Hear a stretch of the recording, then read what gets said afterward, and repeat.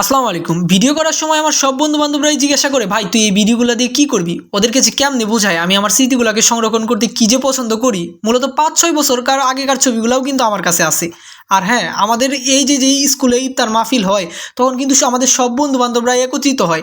আর তাদের সাথে এতদিন পরে দেখা হয়, আর তাদের একটা স্মৃতি যদি আমি ছবি আকারে সংরক্ষণ করি, সেইটা না ভাই কৃত্রিম লাগে। ধর তুই একটা এক্সপ্রেশন দিলি, আর সেই এক্সপ্রেশনটা না পুরাটা একটা কৃত্রিম লাগে। মূলত সব বন্ধু-বান্ধবরা যখন একত্রিত হয়, তাদের বডি কন্ডিশনে যে একটা এক্সপ্রেশন ফুটে ওঠে ভাই, সেইটা ভাই ছবিতে কোনোদিনও ভাই ক্যাপচার করা সম্ভব না। যদি আর তুমি ভিডিওতে ক্যাপচার করো, সেটা যখন তুমি একটু দেখবা, আরেকটু দেখবা যে মনে পড়বে যে হ্যাঁ আমি তো এইটুকু করছিলাম, আমি এই কাজটা করছি।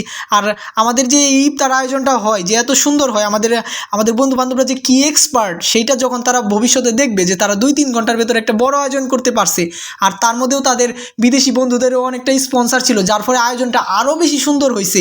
আর সেইটা যখন তারা মনে করবে, তখন ভাই বিষয়টা কেমন ইন্টারেস্টিং লাগবে না? যখন ধর তোরা বড় হয়ে যাবি, তখন যখন তোদের এই ভিডিও আকারে দেখবি, তখন দেখবি যে খুবই ভালো লাগবে। আর যখন ছবি আকারে দেখবি ভাই, সেখানে না মোটামুটি একটা সেই ডালনেস বা রুক্ষতা শুষ্কতাই কাজ করবে। আর ভিডিও আকারে যখন দেখবি, তখন দেখবি ভাই মনের মধ্যে একটা বসন্ত কাজ করবে।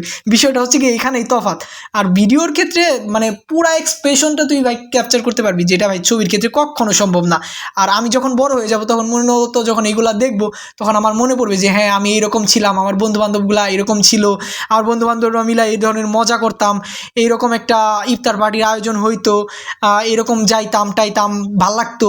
এই আর কি, যে এইগুলা মানে সমস্ত স্মৃতিগুলাকে ধর আমি যে সংরক্ষণ করার জন্য এই ভিডিওগুলাকে ক্যাপচার করে রাখি, যেন ভাই কখনো ভুলে না যায়। মানে আমার একটু দেখলেই যেন আমি আরেকটু মনে করতে পারি যে এই কাজগুলা করতাম আমি তখনকার সময় এরকম ছিল।